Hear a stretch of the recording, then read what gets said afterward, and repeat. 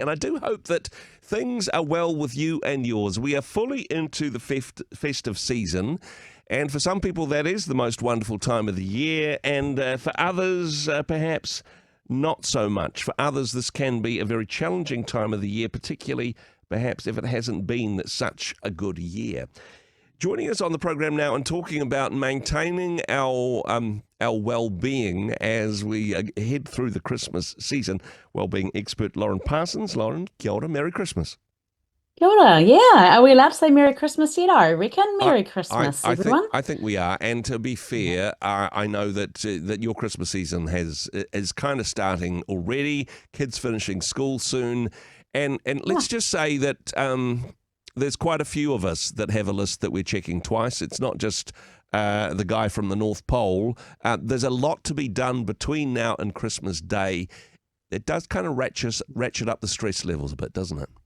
It can do. And I think that's what I thought it'd be nice to talk to today because I think that mindset often creates our reality and that what we often get what we expect. So the biggest tip that I love to share around this time of year is that if you picture that this time of year is going to be busy and stressful and overloaded and rushed and just so hard, Yeah. then it's more likely to feel that way. Whereas if you can focus on perhaps taking the attitude that this season is this wonderful time to celebrate, wonderful time to spend time with loved ones, wonderful time to be generous, a wonderful time of hope.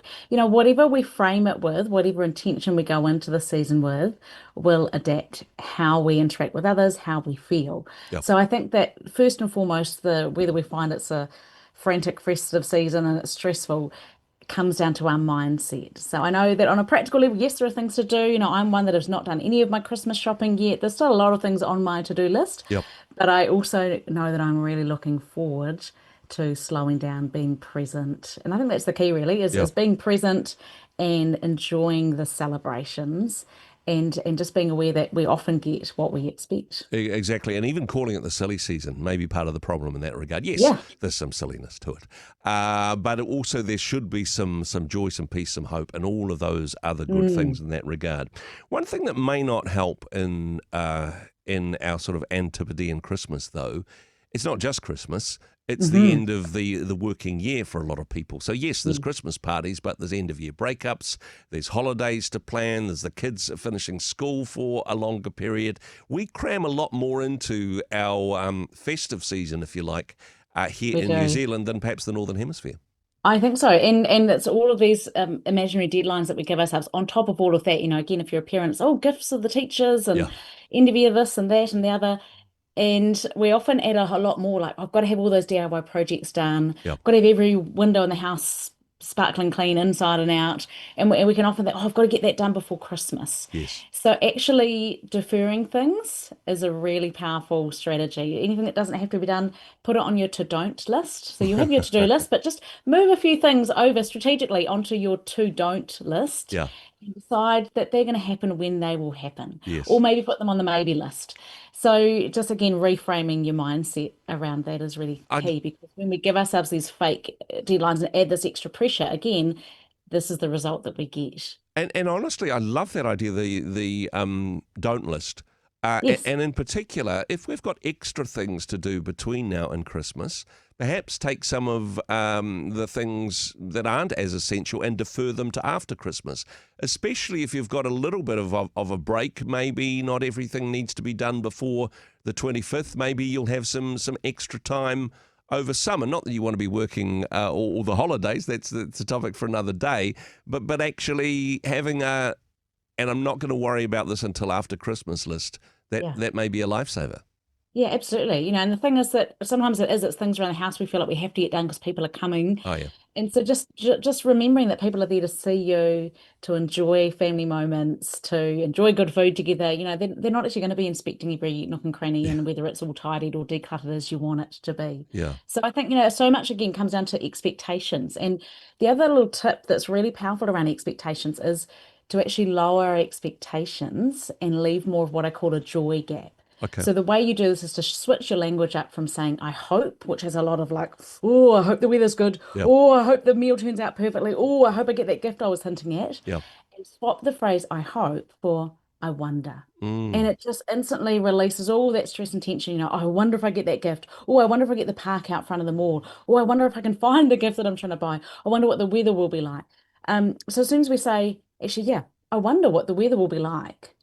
I wonder if I'll get a park out front rather than the I hope. Yeah. We just lower the pressure and the stress. And I wonder how the family will all get on Christmas Day. All of these Yeah, things yeah. that can be hot spots or, points of stress or tension, just say to yourself, I wonder rather than I hope. And it's really transformative in your mindset. That is such a simple but effective idea, really. And yeah, hope should be part of Christmas, but our hope in Jesus, not our hope on whether or not we survive until Christmas. Yeah, yeah, yeah. Oh, I'm not saying never have hope. Hope Yeah, is amazing, exactly. but it's when we're saying, "Oh, I hope I get this gift," and our expectations are really high, Yeah, and yeah, then it's like you get the exact gift you're after, and you're like, "Okay, thank you, just good enough."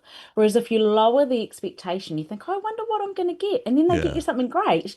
You've got this joy gap, which is like, "Wow, oh my goodness, that was so thoughtful," and you really genuinely feel it. So lower Wow. expectations allow for joy. And And just in the scenario, I'm not saying lower all your no, no, expectations. no. I think we need to have high expectations of how others treat us in life in general, but just all these things outside of your control. Lower your expectations about the weather, and you will be pleasantly surprised when it is a lovely day. It is, Things it like is. that. And lowering your expectations allows that space for joy, doesn't it? That when your Yeah. expectations are exceeded, you go, oh, gosh, I wasn't expecting that. Or, yeah, Yes. no, that can be a good thing. Just wanting to talk finally, though, about for some people, it's been a really, really tough year. Yes. And you can kind of see the light on the horizon. You can kind of go, okay, if I can make it to this date, then I'm going to get a break. If I can make it to this date, I'm going to be less busy. And again, Mhm. perhaps putting too much pressure and expectation on that. But is there an extent to which, look, if you can see when the busyness stops, that it actually puts so much pressure on you that it increases the chance of stress or even burnout? I think the key is always, often we think, oh, once it's summer holidays, oh, I'm going to recharge then. I think actually what's really important in life is that often we say to ourselves, oh, when I'm less busy, once A, B, and C are done, Yeah, then I'm going to take care of my well-being. But the thing is, the challenges that D, E, F, G are going to come along, around the corner. So I think what's more powerful, Andrew, is just to find small ways to integrate little practices into your day. yeah, So things like in your morning routine, what can you do that's time for you? Just spending some time for you, getting good sleep, having tons of water, nourishing your body, just spending time just being mindful. All these little ideas, they don't have to take a lot of time. yeah. Snacking on exercise is one of my favorite strategies to Hmm. boost your energy. It can only just be a few minutes a day. Movement just shifts your mood.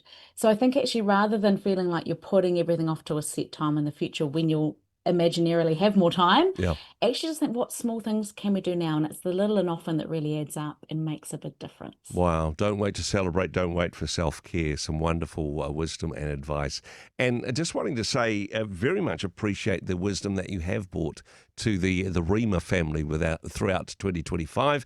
Now, I know that you're wrapping up for the Christmas season from this Friday, and it looks like you're dressed and ready to celebrate with friends and family. So, Lauren, thank you so much for all you've brought to the show, and thanks for joining us once again. Merry Christmas.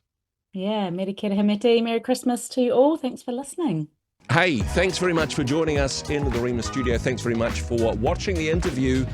It's kind of nice to have an audience, actually. And if you did like what you watched, then do give us a like, do give us the thumbs up. And if you'd like to see more interviews like that one, or perhaps even better, subscribe and those interviews will come straight to you. Don't forget to turn on your notifications, and we'll see you in the next one. Cheers.